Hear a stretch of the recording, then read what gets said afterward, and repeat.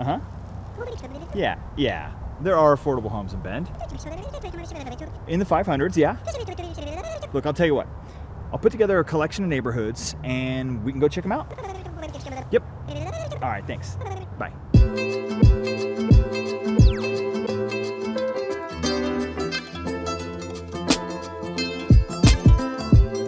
Hey everyone, thanks so much for tuning in. As we all know, Bend is becoming less affordable, and it's becoming a significant problem for lower wage earners. Heck, even middle wage earners. I mean, we've got a problem on our hands. So today, we're gonna take a look at a list of more affordable neighborhoods to hopefully ease everyone's mind that you can buy a house here in Bend. Let's get after it. For the sake of ease, we're gonna go ahead and start in the northeast corner, and we're gonna go clockwise. So, first neighborhood we're gonna talk about is PURCELL Landing. Okay, now the first hood that I think we need to talk about is the newest. And when I say new, I mean it's only a couple of years old. And so when you take new construction and nice and shiny and clean and you mix it with affordable, we're not getting a single family home here, detached. We're talking about townhomes, but they're new and shiny. Some of them are side by side, meaning there's two that are attached. But the majority of them there along that road are in 4-packs. They're all 2-story with living rooms, living areas, living room and kitchen downstairs, and all bedrooms upstairs. And gosh, almost all of them are alley loaded. Gotta stop saying rear entry. They have tiny yards, but don't worry, the HOA actually takes care of all the front yard maintenance, so you don't have to worry about that. And homes in PURCELL Landing have recently closed for $489,000, $487,000, and $509.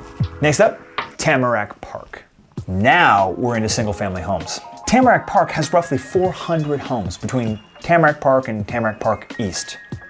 It's really kind of all the same, but it's a different name there. This neighborhood was built and developed back in the 80s and 90s, so all of the homes are older, but they also come with nicer, larger backyards, which is great. The neighborhood is also obviously mature, so the landscaping is, it's mature. No, there's no HOA, so that's good if you want to park an RV in the side, or if there's something else that you want to do that an HOA wouldn't be liking. I'll leave it there before I get in trouble. Anyway, the last few homes sold and closed in there sold for $459, $499, and $499.9. Just squeaking in under a cool $500,000. Good size homes, good size lots, grown up trees. It's a win. Hiatus. Okay, coming around on our tour now, we are now on the southeast side of town and featuring a really unique neighborhood. Now we've seen townhomes and we've seen single family homes. This neighborhood is tiny homes. That's right. All the homes in this development, it's a really small development, but all the homes in this development are tiny homes. These are all around 600 square foot, but the good news is they are all very new and they are all very high end. The developers of this community have really leaned into the park-like setting and the fact that it is a community.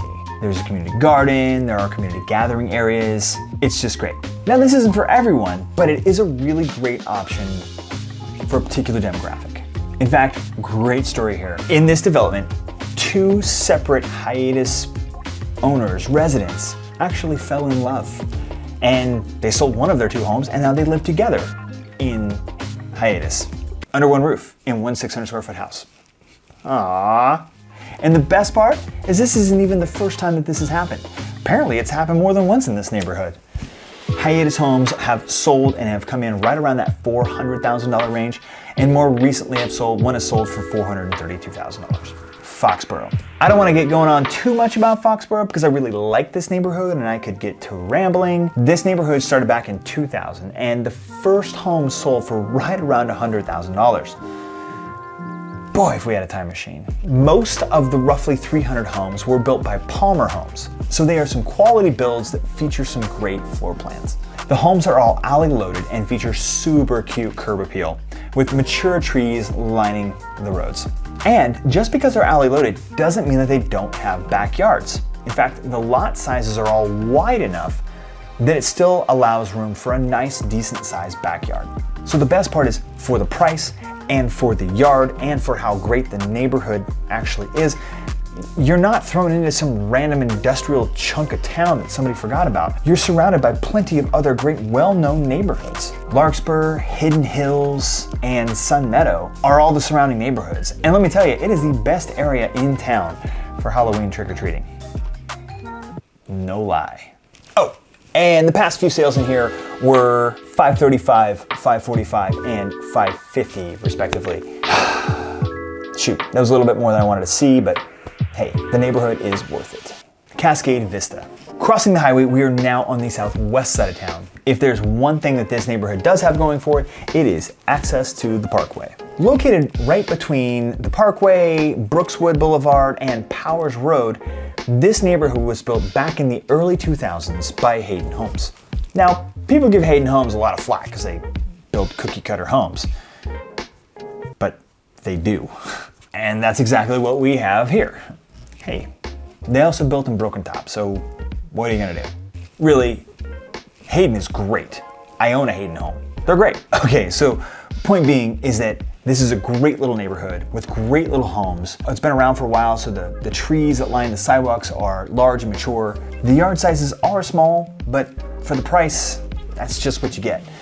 In fact, the last few sales in this neighborhood were $475, $480, and $489. Not bad. Romaine Village, tucked deep back into the Ponderosa Forest. On the southwest side of town lies Romaine Village. Now there's really a few different neighborhoods all kind of mixed into this area. I'm kind of generalizing when I talk about Romaine Village. So I guess that my point is that this area is affordable. Romaine Village itself is primarily manufactured homes, but there are other streets mixed in there, like I said, that do have stick-built homes. Now manufactured homes actually get a bad rap, but they're actually really very well built. Think about it, they were built in a climate-controlled building. The house was built in a building. They don't have to worry about freezing temperatures, super hot sunny days, rain, sleet, snow. They're built in a controlled environment. Now, the floor plans might not be to your liking, and sometimes the age of the house might not even be financeable, but hey, that's just what you get. Now, the lots in here are what people usually really like. Being all forested with huge ponderosa trees, they're not huge, they're usually only about 1/5 of an acre, but it's just enough room to spread your elbows and, park some of the toys that you have over in the backyard or on the side of the house.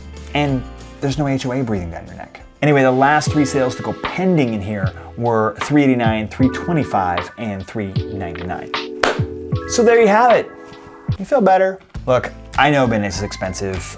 I know it is a problem for people who want to relocate here, but there are options. And right now, there hasn't been a better time to buy a home in Bend, like in the last 2 years, than right now. I'm not even kidding. Thanks for watching. We hope you got a little value here, or at least a glimmer of hope that you can move to Bend without having to be a millionaire.